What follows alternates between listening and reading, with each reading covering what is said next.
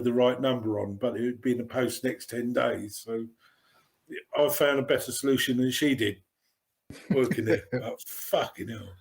Yeah. We've got election. Got an election? Yeah, we've got election in the UK.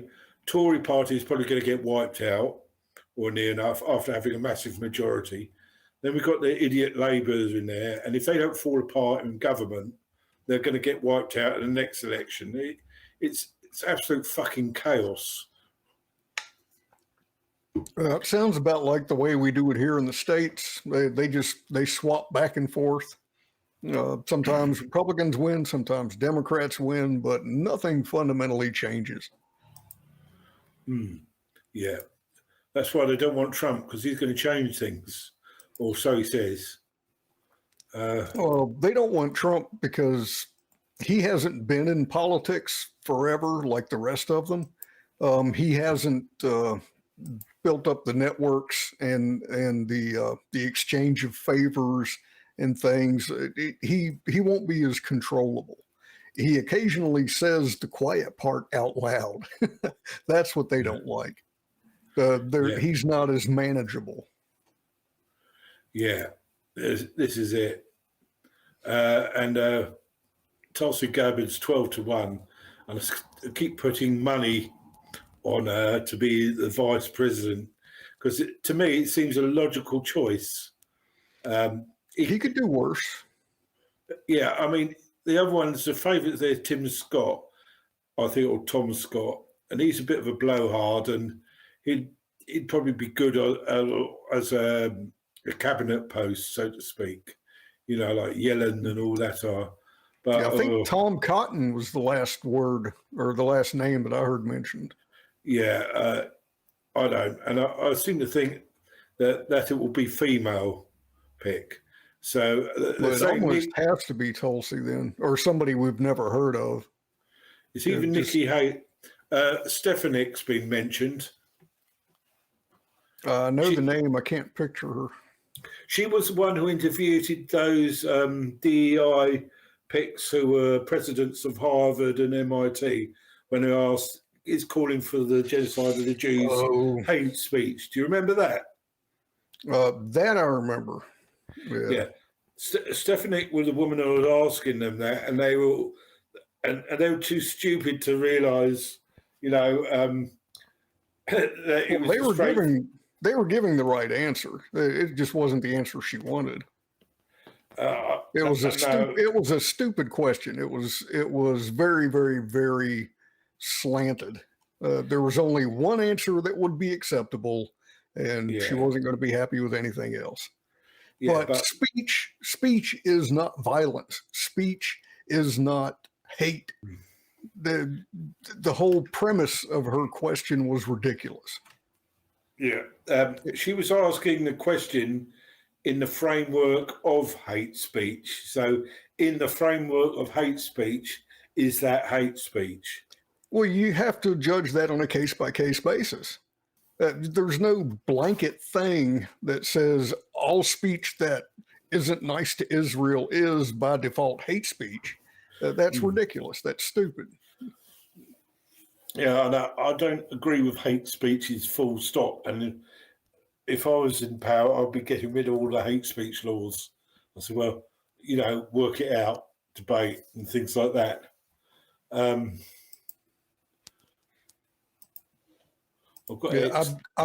did manage to bring us both in as solo links into OBS, and it seems to be working. I'll know when we finish up whether or not I've actually got a recording or not. But it looks like it might be working. Yeah, well, try it from your end. It doesn't matter. I mean, so we don't exactly have we do have a two-party system, but with other parties. So you've got Scotland, they've got the Scottish nationalists. You've got Wales, they've got Plaid Cymru, Welsh nationalists. And you've got all the parties that are different in Ulster as well. So the Ulster Unionists usually link up with the Conservatives, the Sinn Féin and SDLP, they will probably link up with Labour and a Labour government, so to think. And the nationalists tend to try horse trade with whoever, but they're probably more on the left. It's one of these weird things that because Irish nationalists and Scottish nationalists didn't want to be associated with the Nazis, they adopted nationalism, but then they started going left to get not to get associated with European fascism. So what you have is extreme left-wing nationalists, which is probably called National Socialists, but it's a bit ironic. That's a trigger word right there. Yeah. I think the last time we had National Socialists on the scene, it ended up in a World War. Yeah. So they're by any measure a bit basket case. So we've got Tories. They could go down to probably 80 to 120 seats. I've heard prediction. I've heard the worst case scenario is 3 seats, which is unprecedented, which in the age of Trump is possible because a month is a long time before the election. I could see the reform making ground and getting seats, but they need to be momentum and just overhaul Labour, which I can't really see happening. So we've probably got a Labour government, and Keir Starmer. It's like a halibut that's been sitting on a fishmonger's stall for too long, and the eyes are sunken, and it's like that. Yeah, there's no life or charisma in it whatsoever, and it's a lawyer, so he opens his mouth, and the full tongue. Enough said. Yeah.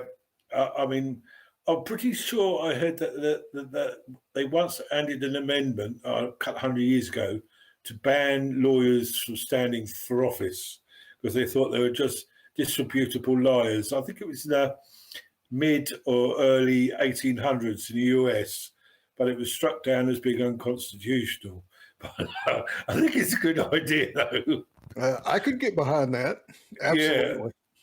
You can tell a lot by a man by what his profession is, yeah. And I don't trust lawyers in any party or anyone who does deception for a living. Like you've got Justin Trudeau, he's an actor or drama teacher or whatever. You've got David Cameron, he's a PR man. The professional deceivers, the actors as well. Well, you've got Schwarzenegger, he's an actor. Professional wrestlers you can include in that, but I don't know about what planet Jesse Ventura's on. But it's the same sort of thing. They're sort of actors, aren't they? Professional wrestlers. Yeah, there's a fair bit of theater to that profession, as I understand it. Never really been a fan. Don't know that much about it from direct experience, but I take it that it is very much entertainment, I guess you could say. Yeah, that's a problem because I knew some constituency Conservatives on the selection committees, and they're usually women. So you get these lawyers, these smooth-tongued guys go on, yes, blah, blah. They say all the right things. They push all the right buttons, but that's what they're skilled at and nothing else. So all these selection committees have picked up all these clones. They went to a narrow range of school. They're obviously mainly in so many professions, lawyers and that. And when it comes to, they've no experience of making stuff. They've no experience. Their instinct is to regulate because they're lawyers. Whereas if you have an engineer and you give them a problem, they're going to look for a working solution. And then economists might say, let's assume there's a solution. And but a lawyer said, well, what laws will we need here? So there's an inbuilt problem. Or the other side of that coin, though, is lawyers are going to say, how can we get around laws? Or both at the same time. I mean, that's a lawyer for you. It's what kind of laws can we pass that will prevent other people from getting what we want while making it easier for us to get it? well, it's less complicated with the Biden regime, and to an extent with the Conservatives over here. They just ignore the laws and don't enforce them. They don't have to work their way around them, because in a lot of cases there isn't a mechanism to challenge them. They just ignore them. Well, that's been every administration ever here in America, as far back as I can remember.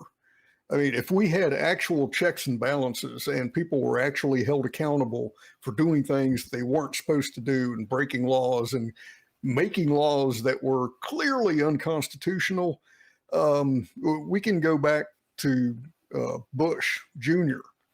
He would have been thrown under a prison for lying us into the Iraq War and everything that was involved with that. Or we could go back to Reagan and Iran-Contra and all of that stuff. I mean, all of them do it. And that's why it doesn't matter whether it's a Republican or a Democrat in office here. They're all doing it. And it's the actual system itself that's broken. Yeah, I think a lot of that, you're right on Bush Jr. with the Patriot Act, which is probably unpatriotic and they love to name things the opposite of what they actually are. Yeah, it's like the Democrats. They're not very democratic. I refuse to call the Democrat Party the Democratic Party. I haven't added the IC on the end in a long time because they're clearly not. No, it is. I mean, if they adopt politics where the philosophy is everything is a construct based on power, that's the way they're going to view the world as well. So it's just, to them, it's just a power grab. Mm-hmm. So this is where I think it was Dave Rubin. I don't know if you come across him. I know that name. Or was it Brett Weinstein? One of the intellectual dark web types said, even though he was a Democrat, they need to remove the top two layers of the Democratic Party, because it's all corrupt. He said you got to get them out one way or the other by Trump or another way. He said they got to go because they're just corrupt. And now you got Macron saying sending NATO troops to Ukraine. Now Russia's said that's World War III. I mean, and Biden, I mean, the US has enough clout that they can sort of kneel on Macron's neck to haul him in. The fact he is running his mouth off continually and they haven't done anything, science sort of suggests that Biden's going along with it. Because the military industrial complex, and all their chums will be making the money and there'll be kickbacks for, policy and whoever makes more money since they've been in government than a lot of CEOs do. It could be that, or it could be that Biden's just so out of it that there is nobody running the policy on that. There's like maybe Blinken and whoever else, like in the State Department or the Pentagon upper echelons, might be making the decisions. But as far as setting the tone for the actual the policy and the message for NATO or the allies, I think they're all left to their own devices right now because Biden's a drooling freaking idiot. He's demented. Yeah. I don't think he knows how to tie his shoes, much less tell another country how they should be conducting business. Well, I saw some podcasts and they reckon that he on some of his speeches he comes across as being very cogent before going back into the drooling routine, and they're saying they're giving him drugs to pep up his mind and that amphetamines of some sort, so he can come across as fairly cogent for a limited amount of time. But that's the thing, the limited amount of time. I think the reason his speeches, like the State of the Union, any event that he's at, he doesn't talk for as long as historically presidents have gone on for. And I think that's because there is a limited window of time after they give him the Adderall or whatever that stuff is, that he's actually on the ball. And then after that, he just starts winding down and probably has to have a nap for 8 or 10 hours. And I don't think it's as effective as it used to be. It doesn't seem to be working as well, or they're afraid to get it going. Yeah, I've heard Adderall mentioned, but it must be some sort of amphetamine. Oh, I'm sure it's a cocktail. It's whatever they've whipped up in the lab back there. Yeah, it's scary. It really is. And it's got to be burning him out. I mean, that stuff, you can't amp somebody up like that, especially repeatedly. And not, sooner or later, there's going to be a crash. I think they're actually making him worse by doing that. And that's why he's falling off the cliff and getting worse faster and faster, because they keep juicing him up for an event or a rally or whatever. And then every time it takes a toll, and eventually it's just not going to work at all. Don't the two main parties, the Republicans and the Democrats, don't they have a sort of summer conference where they confirm presidential runners, etc.? I think yes, they've got they call them conventions. Yeah. I can't remember when the Republican convention is going to be, but the Democrat convention is coming up, I think maybe in October. I don't remember specifically, but it's going to be in Chicago. Okay. And I know it's going to be after the first debate. So actually the Democrats are putting Biden out there to debate Trump when he's not even officially the candidate yet, which the whole thing from top to bottom this year has just been weird. I think the Republican one is in July, because the bets are settled on my betting account for the vice president candidate.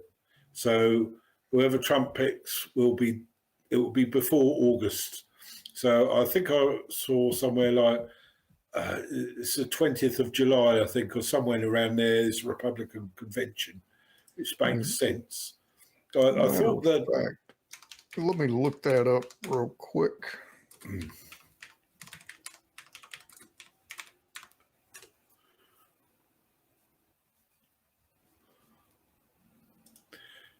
We have party conferences in UK, and they're usually in the autumn, but they're all on hold now because of the elections. It's scheduled to be held August 19th through the 22nd in Chicago. So it's going to be August, not October. Sorry about that. Yeah, that's all right. Do you know where the Republican one is? Let me see.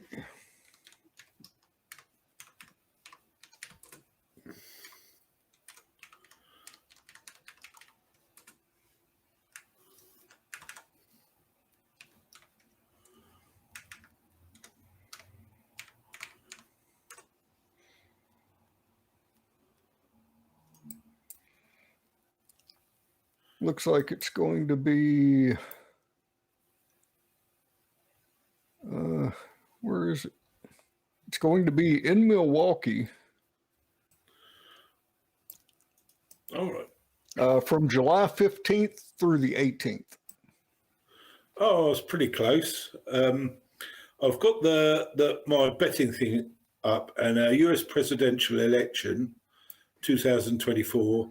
Vice presidential candidate, you've got Tim Scott 7-2. Then you've got Doug Burgum, he's 5-1. You've got JD Vance 6-1. Marco Rubio 9-1. Then Tulsi Gabbard 12. Ben Carson 12. Elise Stefanik 14-1. Nikki Haley 16-1, no chance. Lee Zeldin 18-1. I'll just do the next three. 20-1 is Vivek Ramaswamy, 33 Sarah Huckabee Sanders, and 33-1 Mike Pompeo. I mean, of those, half of them are laughable, I think, especially Nikki Haley. But I don't think he and Rubio get along all that well either. Little Marco. He may surprise us. That would be very, very Trump-like to pick somebody who he's had scraps with in the past. Yeah, just so people would see it coming. But I would be surprised. Well, looking at the list, if it is true that it's going to be a female vice president, you've got Tulsi Gabbard, Ellie Stefanik. Let's ignore Nikki Haley because I don't think she's got a chance. Looking down the list from others I mentioned, you've got Tucker Carlson at 50-1. That seems absurd, but apparently Trump's Ivanka Trump wants Tucker Carlson. So I don't know how much pull she's got. The next one is Kristi Noem at 66-1. She's had all her problems. Carrie Lake 100-1. She has her problems.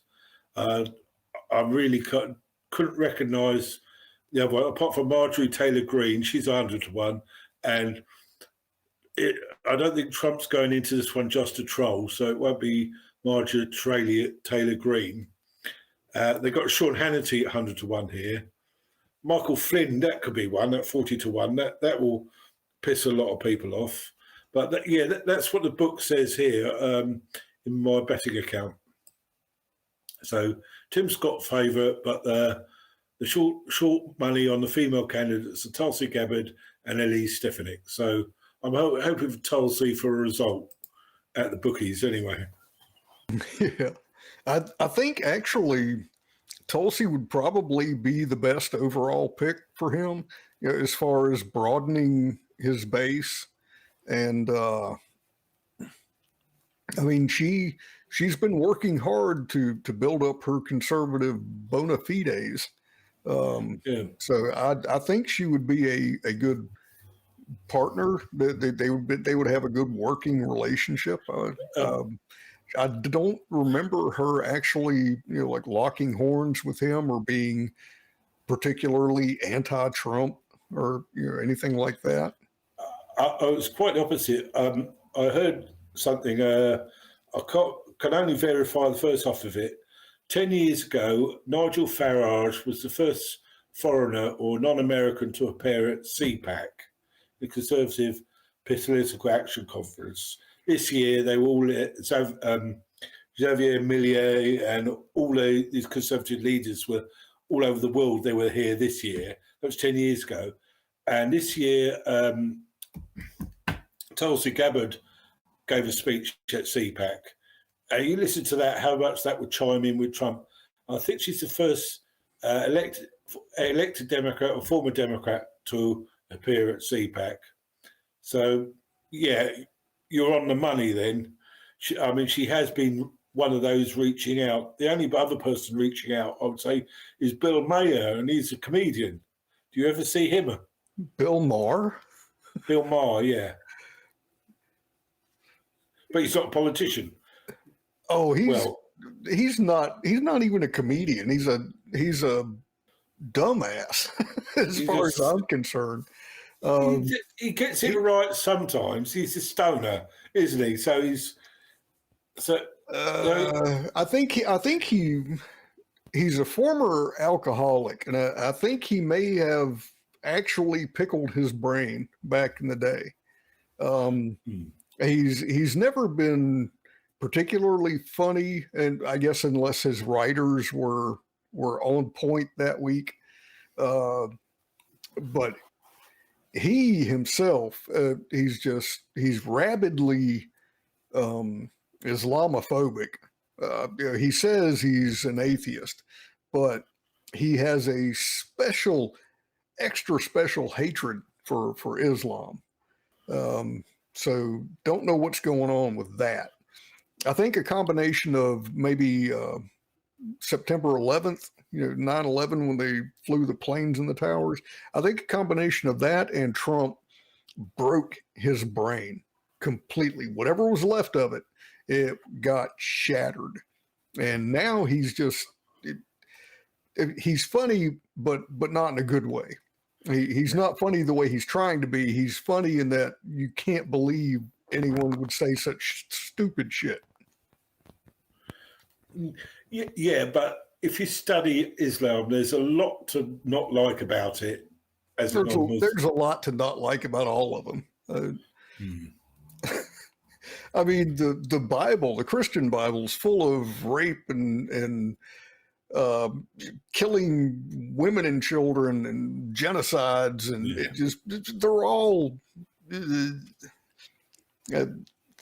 they're all equally abhorrent in my view. Yeah, but I think it's 95% of the global terrorism problems are stemming from Islam in the East, in the West, all over the place. So it's well, when you say terrorism, I think a lot of times people bundle into that term legitimate resistance to occupying forces and interference and people invading their countries and stealing their resources. And when you fight back against somebody doing that stuff, that's not terrorism. I'm sorry, it's just not. I'm using definition from the Geneva Convention, so it's the deliberate targeting of civilians. Terrorism is committing some kind of a violent act in order to have a political outcome. You want to achieve some kind of political outcome through violent means. That is terrorism. We studied that at the academy when I went through the law enforcement academy. That's the textbook definition of terrorism. It's gone through definition creep as well. I see, it is misused a fair bit. But there is, I could look up the definition. Webster's dictionary might have one. Well, I mean, they do constantly redefine terms. They've done it for everything from liberal to terrorism to hate speech. I mean, our Congress recently said that being anti-Zionist is the same as being anti-Semitic, and that is complete bollocks. Depends on your definition of Zionism. It says here, systematic use of terror, especially as a means of coercion. Well, that sounds circular. I'm on Merriam-Webster here. They have been arrested for acts of terrorism. Let's see, first known use is 1795. This is shit. Hang on, let's hit it. The systematic use of terror, especially as a means of coercion. What's terror? That's probably reading one of Blandscape's posts. Oh, come on. Don't start picking on Blandy, man. All right. Yeah, it's a mutual friend of ours. Who's, But you see what I mean? This is Merriam-Webster dictionary. You'd expect to have a decent definition. Hang on, have a look at something else. Shall we risk with Wikipedia definition?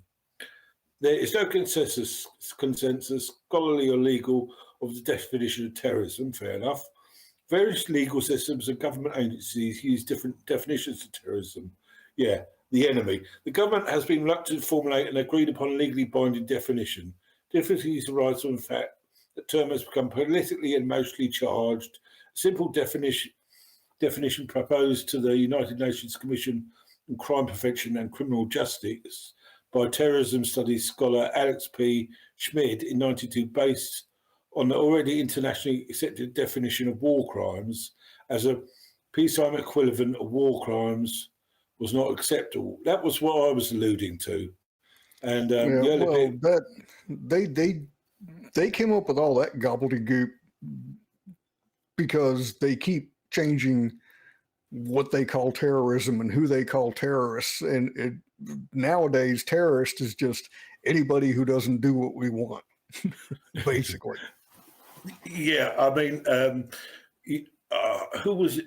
Was that FJB? I mean, Biden, who branded MAGA support, or someone on CNN branded MAGA supporters terrorists. So 72 million Americans are suddenly reclassified as terrorists.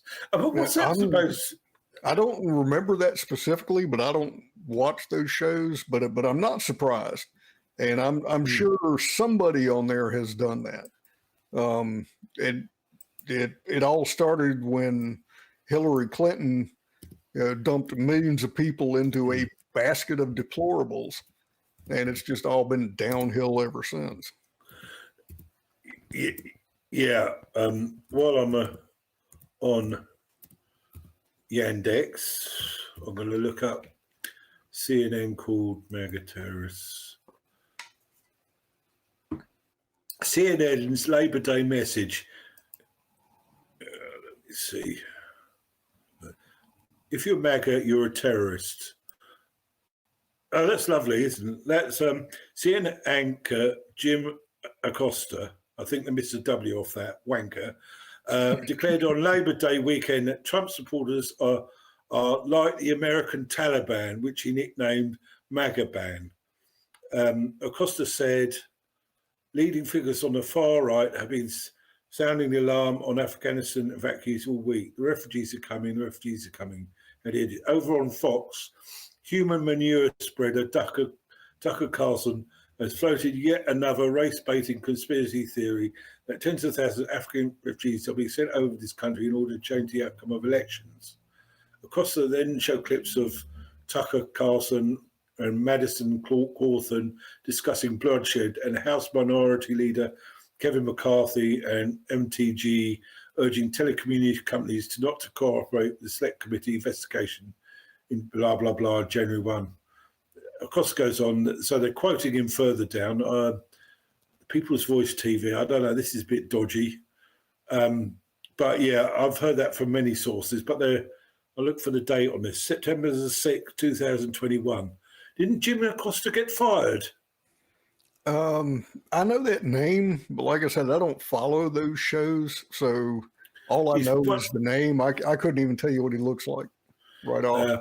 He's one of the CNN's performing monkeys like Don Lemon and the rest of them. I presumed. Yeah, I thought that went without saying. Oh, he's with CNN? Enough said. Yeah. Well, it's the same at Fox. I mean, the only one I watched there was Tucker Carlson. So, yeah, you and a lot of other people. I think he had the #1 show on cable news. When they got rid of him, it wasn't like his star was falling or anything.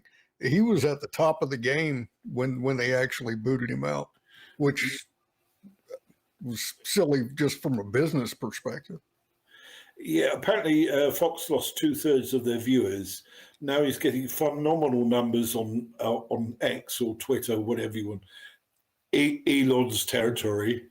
Yeah, I like Tucker because I don't always agree with him, but he plows his own path, so to speak.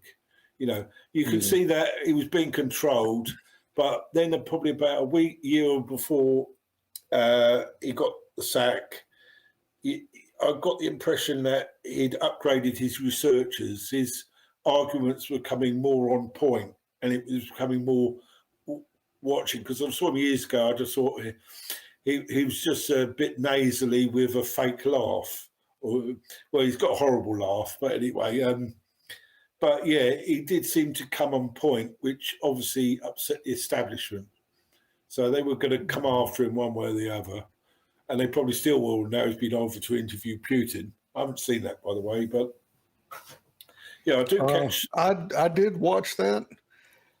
I think he could have done a lot more homework, and maybe it wouldn't have ended up being Putin giving him a history lesson as much as it did. But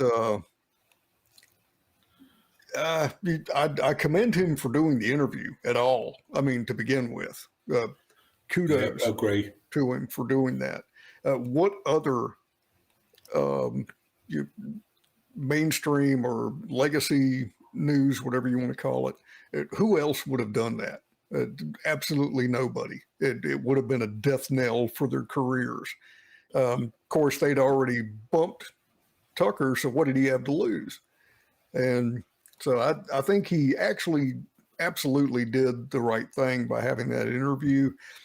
I think he could have gone in there a little more knowledgeable, and it could have been a better interview, but I don't think it went all that badly. Glad he did it. Yeah, I mean, he hasn't got his researchers on hand when he's going in there for an interview. And what Putin did, I wouldn't call it a sort of dirty trick, but he gave a long sweep of Russian history.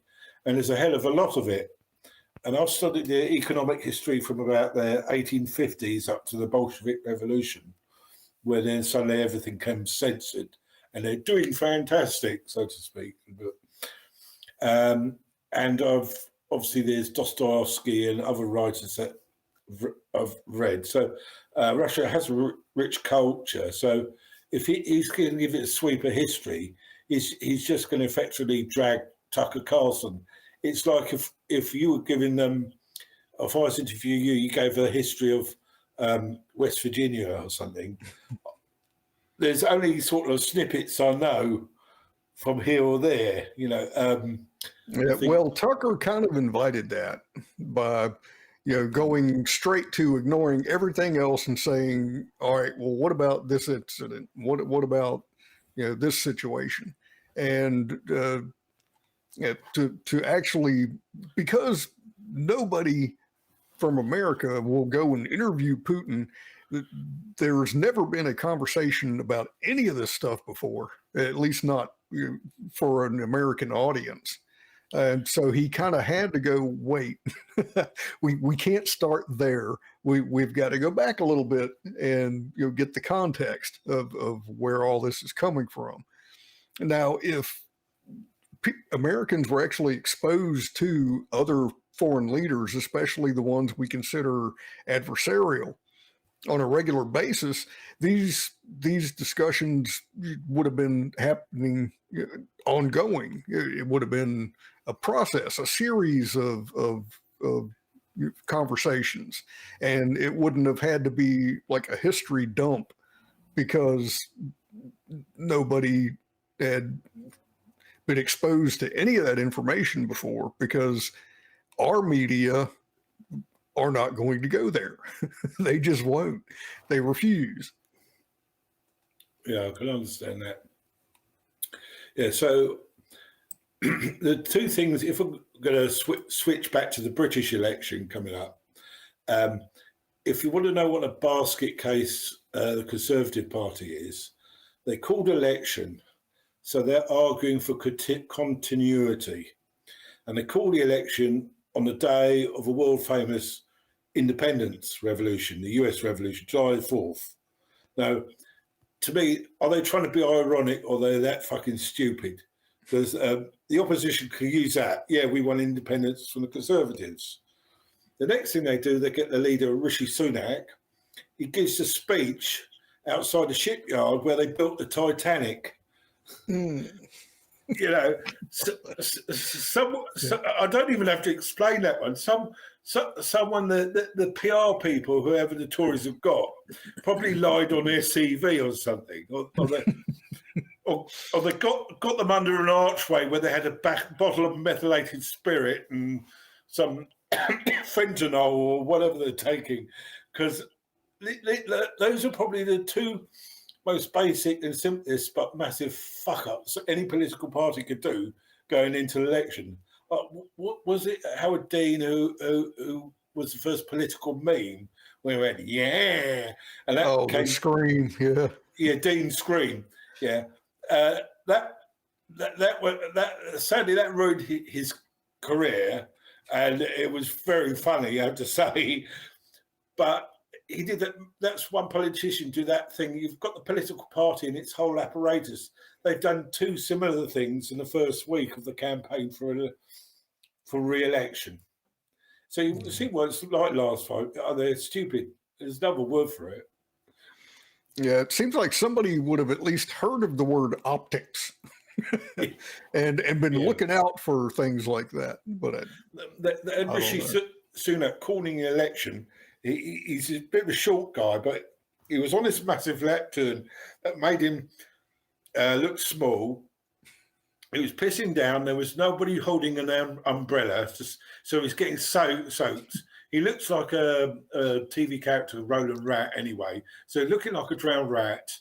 And beyond the number 10, they've got someone playing D Ream's song, Things Can Only Get Better, which was theme tune for Labour's election in 2000.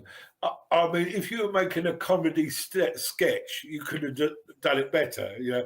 So he said, right, we're going to have an election where we should continue in government. We're having it on July the 4th. You know, and you think, you know, it is surprised you could hear the slapping of foreheads within a 4-mile radius or something. It's like this election campaign, I'll probably pay attention to a bit to it, but it's only for its mainly for its comedy dimension, because there's going to be this sort of stupidity from all the parties, and Keir Starmer, who's likely to be the next Prime Minister, who already said looks like a dead fish. If I could sum him up in one word, that word would be mediocre. Personality and everything. I think he's taking his orders from Blair, which probably isn't a good idea anyway, considering how much Tony Blair's screwed up. But yeah, that's all I've got to say. I think the Scottish nationalists who have ruled Scotland for a long time and are intensely corrupt, with all their leaders being arrested now for charged with this, that, and the other. I think they're going to collapse. Labour are going to take up a lot of seats in Scotland as well. I don't know if Conservatives will get any, probably not. If they're going to get 3 seats, I don't think any of them are going to be in Scotland. So I don't know. I've stayed away from the UK betting as that. I've heard a rumour that Reform are most likely to win Clacton on Sea, which is Essex, which is hopefully a replacement for the Conservative Party, and that's 13-2. But I'd probably like a bit better odds to take a chance on that. But I still might try and weed out some seats where there might be an upset, like Rishi Sunak. I might find out, look up the odds for him to lose his seat, because he wasn't elected, he was installed, because we went through a period of about 4 or 5 different prime ministers, one after the other. Boris Johnson, Liz Truss, was it Rishi Sunak? I don't know, but yeah. The ones they covered the most on this side of the pond were like the Boris Johnson, and I have heard Rishi Sunak, and that the lady's name is vaguely familiar, but I don't remember hearing much about her. Yeah, she was Prime Minister for 47 days because she made the markets go haywire, and she got an idiot as Chancellor of the Exchequer, and who announced a couple of policies which made markets tank. So there wasn't a lot of and because she was more anti-establishment side of the Conservative Party, the establishment wanted rid of her anyway. So then it was a case of trying to get the right stalking horses to get one of their people installed. Because Rishi Sunak is a former city worker who's married some Indian billionairess, you know. So he's a pure globalist. So he's one of the global elite we talk about.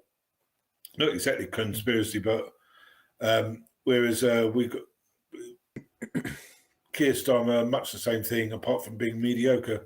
So it's not going to be much of a change, apart from all the bad policies we've got. Labour have got them in spades, but they keep dialing them back now because they realise, hang on, if we don't produce any fuel, you know, people aren't going to like us.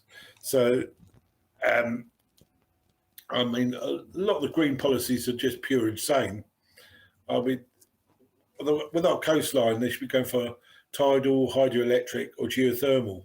Even that's what America should be doing around Yellowstone as well.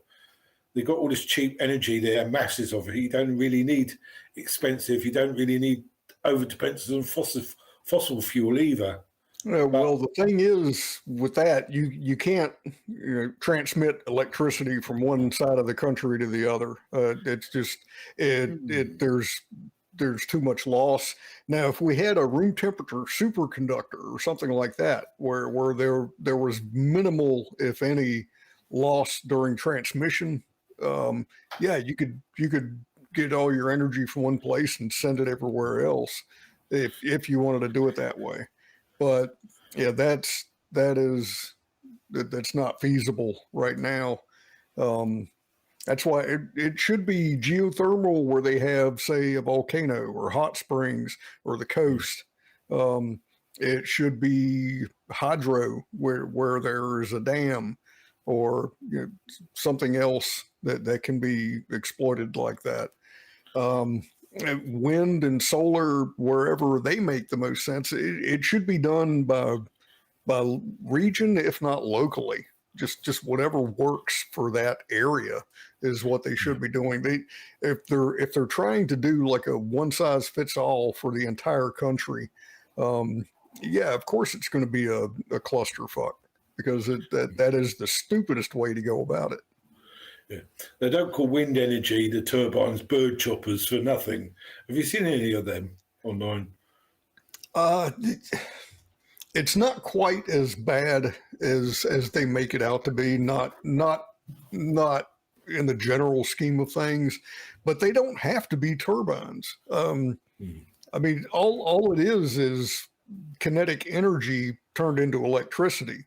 So you could have like a pole standing up, and just the movement of it back and forth when the wind blows on it would be enough to create some electricity. You wouldn't have to have anything spinning. I mean, we could innovate our way into making wind and solar and all that stuff work if we wanted to.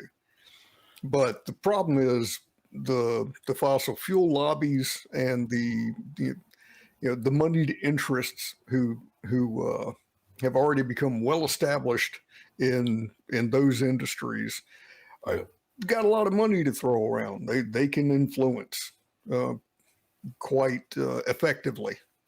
Pension funds in the media are invested in sort of like wind and solar, rather than the ones that produce lots of energy, which is cheaper and obviously will make people better off.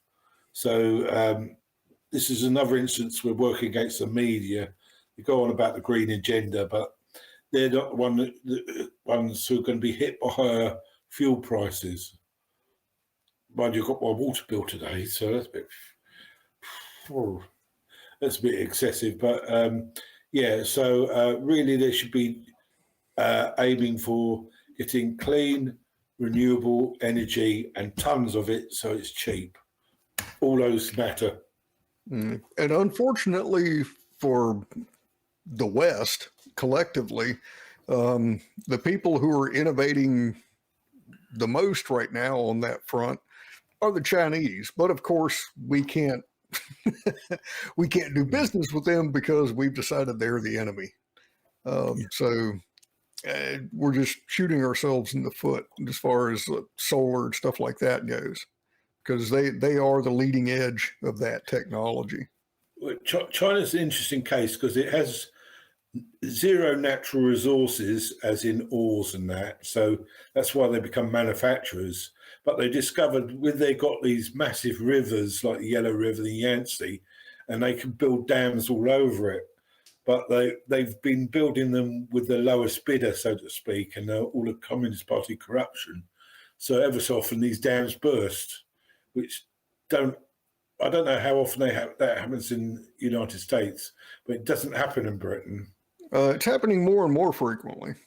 I can't remember the names of the places, but there have been dam collapses, and we've got a lot of infrastructure related problems, and it's because we can always find a few billion to spend on wars somewhere else, but as far as bridges and roads and other infrastructure here at home, Well, the first question they ask is, how are you going to pay for that? The questions that they never ask when it comes to war or that kind of thing. It's like the same over here. The British technology sector have developed something called Dragonfire laser systems, which can take out drones, aircraft. So it's effectively in Star Wars territory. And I don't know how much this stuff costs to develop, but they're just giving it to Ukraine now, which is the same as taxing everyone and giving them money, because that's all the research money gone over to Ukraine. And apparently it's quite simple to fuel. So the technology is quite easy to duplicate. So probably outside, how long is it going to be before the Russians get hold of it? It's going to be fairly universal sooner or later. Yeah, I haven't heard anything about that yet. I mean, I remember Ronald Reagan's Star Wars initiative. I've been hearing about that stuff since then, but no like broad applications type stuff. Sort of like the rail gun. They talk about it every now and then. It comes up again, but actually seeing them deployed, like generally, not so much. Yeah, it's yeah. Railgun, yeah, it's that magnetic energy. Yeah. Yeah, that's the, and they've built prototypes. You know, I've seen the videos of the prototypes firing, and they are very impressively destructive projectiles, I guess you could say. Oh yeah, but they're as far as I know, they're still not practical in a like an in the field type use. As far as I know, as far as I've heard, lasers are pretty much in that same category. Currently, the best way to knock down a missile is with another missile, like the Iron Dome or the Patriot system or whatever. Yeah.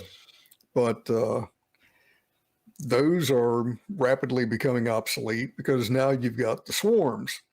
You got a bunch of drones. You've only got so many missiles to take them out, and now you're out of ammunition. And here come the subsonic or supersonic missiles, and just nothing you can do at that point. War tactics are changing a lot. And a lot of it is because of this conflict in Ukraine that never had to happen to begin with. But it's a learning experience, that's for sure, for everybody involved. Shall we wind it up now? Yeah. I could do.